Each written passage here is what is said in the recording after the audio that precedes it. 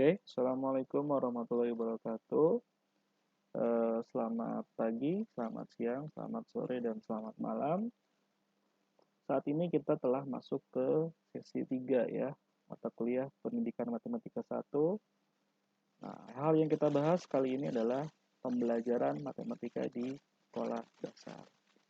Oke, matematika itu adalah alat untuk memberikan cara berpikir, menyusun pemikiran yang jelas, tepat, dan teliti.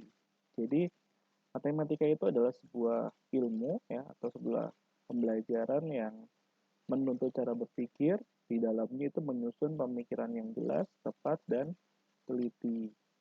Nah, bagaimana sih kondisi pembelajaran matematika di sekolah dasar saat ini? Kita ketahui bersama bahwa pembelajaran matematika di sekolah dasar itu saat ini haruslah dilaksanakan dengan atau dibantu dengan benda-benda konkret. Kenapa? Karena pada umur siswa usia sekolah dasar itu mereka ada pada rentang 7 hingga 12 tahun. Nah, di situ mereka baru memasuki tahap fase operasional konkret, di mana fase operasional konkret ini membutuhkan benda-benda yang bersifat konkret. Jadi mereka tidak bisa tuh diajarkan 5 tambah 7 sama dengan 12, tidak bisa. Tapi harus dikonkretkan, apa sih 5, apa sih 7 gitu misalkan. 5 permen tambah 5 ditambah 7 permen jumlahnya berapa gitu. Sehingga konkret bendanya, bisa dihitung bendanya begitu. Nah, kemudian ciri-ciri pembelajaran matematika. Yang pertama, metode menggunakan metode spiral. Ya, bisa dipelajari sendiri ya, apa itu metode spiral. Spiral itu berarti mengaitkan dengan eh, kehidupan sehari-hari atau bahkan materi sebelumnya bisa. Jadi dikaitkan dengan kondisi atau pengetahuan wawasan siswa sebelumnya.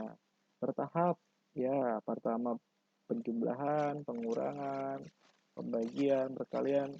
Pokoknya pembagian itu tentu dari hal yang mudah ke hal yang sukar.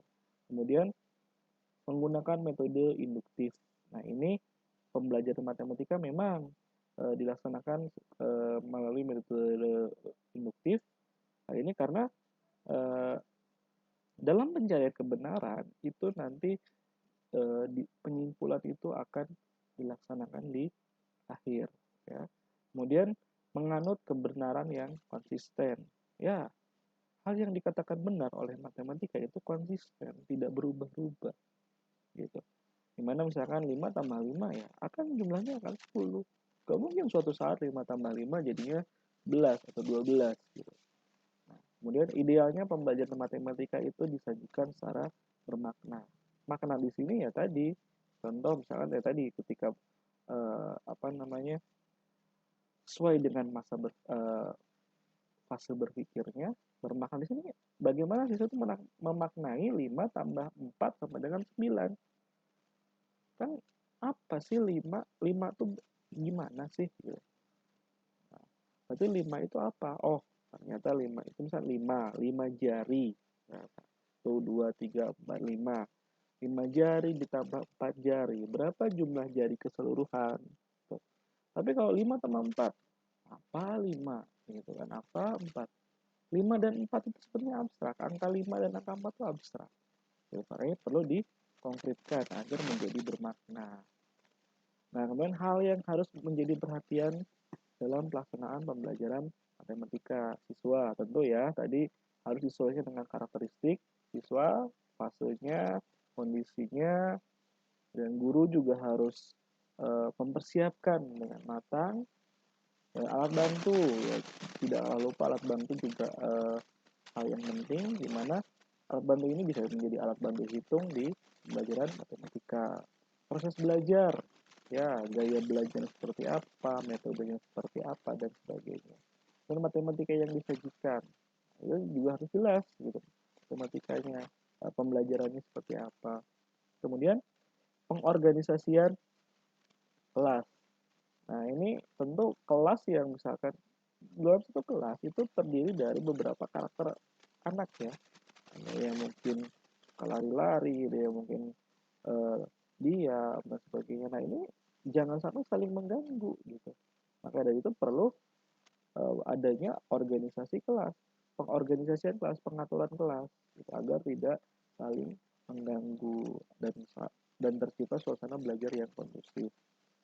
Nah kemudian beginilah pembelajaran matematika yang ideal. Ada yang bersifat konkret, kemudian dimulai dari konkret ya, kemudian ke verbal, kemudian ke simbol. Simbolnya ya tadi 5 tambah 4 itu udah simbol. 5 dan 4 itu simbol. Tapi konkretnya seperti apa? Verbalnya seperti pemberian contohnya seperti apa? Kemudian ada langsung konkret ke simbol.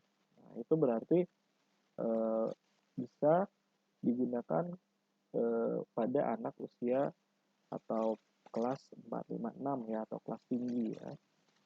Nah, ini kiat-kiat melaksanakan pembelajaran matematika ya.